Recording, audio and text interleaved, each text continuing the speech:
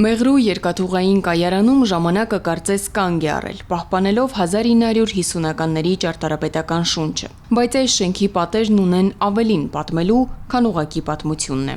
Այստեղ, ուր ժամանակին մարդկանց կյանքեր էին խաչվում, իսկ վագոններում երկաթուղայինների մանկությունն էր անցնում, այսօր կրկին խոսում են խաղաղության խաչմերուկի մասին։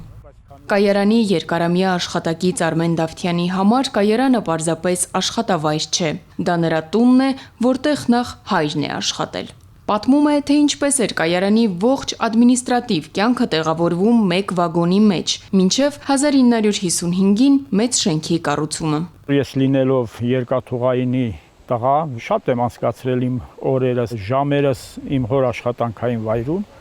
Ոչ միայն ես, ամբողջ մեր կայարանյան Արաքսաշեն թաղամասի երեխաները մեր մանկությունը անց են կացրել կայարանում։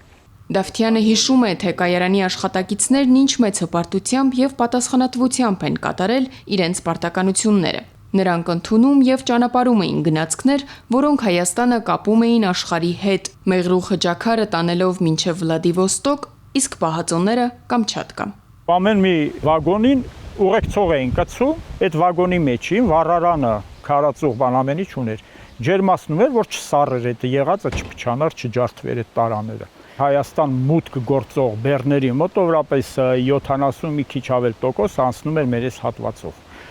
Դրան ավելացրած Նախճեվան եւ Խորհրդային Միության եւ հարևան Իրանի հետ միակ երկաթուղային կապը եղել այս հատվածով։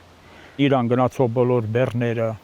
անցել են այստեղով։ Այսօր այս պատմական փորձը դառնում է հաշվարկների հիմք, ցույց տալով, թե ինչպիսի տնտեսական հոսքեր կարող են վերադառնալ տարածաշրջան, եթե երկաթուղին ստանա ժամանակակից կահավորում։ Քաղաքագետ Սամվել Մելիքսեթյանը նայում է պատմությանը հենց այս տնտեսական հայացքով, հիշեցնելով, թե հայկական երկաթուղիներն ինչ տարանցիկ կարևոր նշանակություն են ունեցել Հարավային Կովկասում։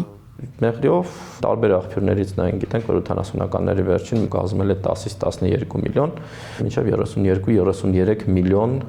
տվյալներ կան, որ խորհրդային ուժ շրջանում Հայաստանի տարածքում եղել են բեռնափոխադրումներ։ Մելիքսեթյանի վերլուծությամբ խնդիրը միայն ճանապարհը չէ, այլ այն, որ երկաթուղին բացում է դեպի համաշխարհային նավահանգիստներ դուռը։ Երկաթուղի բացումը, հատկապես մեղրի հետ կապնվելու համար ինքը շատ էական փոփոխություն է բերելու եւ նաեւ Հայաստան-Իրան բեռնափոխադրումների, որ զգալիորեն ավելի էժան կարող են լինել,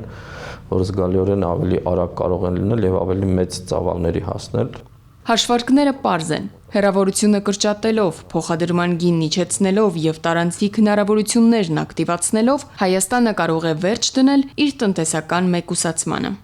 Բազմամյա երկաթուղայինը հավատում է, որ խաղաղության խաչմերուկը պարզապես կարգախոս չէ, այլ երկաթուղու վերադարձի ճանապարհ, որտեղ մարդիկ կրկին կաշխատեն, կապրեն եւ կկապեն Հայաստանը աշխարհի հետ։ Սա մի պատմություն է, որտեղ տնտեսությունն ու մարդկային հույսերը ձուլվում են նոր ապագա կառուցելու համար։ Հայաստանի հարավային դարպասում վստահ են, շատ շուտով Մեղրու երկաթուղային կայարանում նորից կհնչի գնացքի սուլոցը, որպես ավետիս այն բանի, որ հին ու նոր ճանապարհները բաց են, իսկ ապագայի հույսերն ու նպատակները միանգամայն իրական։